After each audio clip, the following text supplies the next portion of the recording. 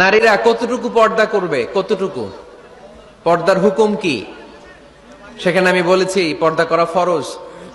এই পর্দা আপনার অধিকার, এটা আপনার আভিজাত্যের প্রতীক, আপনার রুচির প্রতীক। এটা বলে কতটুকু পর্দা, সেক্ষেত্রে আমি দুইটা মত উল্লেখ করেছিলাম, দুইটা মত উল্লেখ করেছি। মত নাম্বার 1, সারা শরীর ঢেকে রাখবে, ফেসটা খোলা রাখবে, হাত খোলা রাখবে, এটা একটা মত। আরেকটা মত, সব ঢেকে রাখতে হবে, শুধু চোখ খোলা, তাই না? দুইটা মত উল্লেখ করে আমি বলেছিলাম যে এটা হচ্ছে রুকসাত আর এটা হচ্ছে আজিমাত। আমি এও বলেছি যে এর চেয়ে শ্রেষ্ঠ পর্দার হতে পারে না, শুধু চোখ খোলা, সব ঢেকে রাখতে হবে, এটা শ্রেষ্ঠ পর্দা, এর চেয়ে ভালো পর্দার হতে পারে না। আমি নিজেও সাজেস্ট করি এটা, যে শুধু চোখ খোলা থাকবে। আবার ওই প্রশ্নের উত্তরে এও বলেছি চেহারা হচ্ছে সৌন্দর্যের রাজধানী, চেহারাই যদি দেখা হয়ে যায় তো সব দেখা হয়ে যায়, এজন্য এটা আমি সাজেস্ট করেছি। তারপরে এরা আমারে ধাক্কাইতে ধাক্কাইতে ওই মতের দিকে নিতে চায়, আছে না নাই? তো এই যে 3বার যে আমি এই কথা বললাম, এগুলো শুনবার সময় কি কানে তুলা দিয়ে রাখছিলেন? হ্যাঁ, তখন কি শোনেন না এগুলো? মত দুইটা বললাম কেন আমি? হুজুর দুইটা কেন বলবেন? অন্য মতের প্রতি আপনার এত শ্রদ্ধা কেন?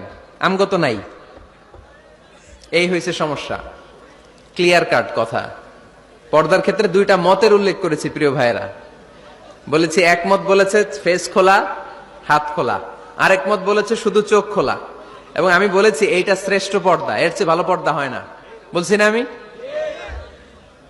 আবার বলছি যে আমি সাজেস্ট করি এটাই সবচেয়ে ভালো, এটা করবেন। এবং শেষে বলেছি চেহারা হচ্ছে সৌন্দর্যের রাজধানী, চেহারাই যদি দেখা হয়ে যায় তো সব দেখা হয়ে যায়। এগুলো কি প্রমাণ করে? আমি এই মতের পক্ষে না এই মতের পক্ষে? বায়ে না ডানে? ডানে। তো আমি এই মত অবলম্বন করি, মানে আপনাদের যেই মত আমারও এই মত। তো আমার ধাক্কা মারতেছেন কেন? ধাক্কাইতেছেন কেন আমাকে? ধাক্কাই আমার ওই মতে নিতে চায়, এটা ঠিক না। বাড়াবাড়ি কখনো কল্যাণ বয়ে নিয়ে আসে না। আওয়াজ করবেন না, মনোযোগ দিয়ে শুনেন। এই যে মত, এটা আমার মত না, এটা অনেক স্কলারদের মত। নারীরা শুধু ফেস খোলা রাখবে আর হাতের কবজি পর্যন্ত খোলা রাখবে, এটা আমার মত না। আমি অন্যদের মতকে শুধু ন্যারেট করেছি, বর্ণনা করেছি মাত্র। মেজরিটি স্কলাররা, জুমহুরুল ফুকাহা, আই রিপিট, আমি আবার বলছি, মেজরিটি স্কলাররা বলেছেন ফেস এবং হাত খোলা রাখা যাবে। যদিও আমার মত এইটা না, আমার মত হচ্ছে যে শুধু চোখ খোলা রাখবেন।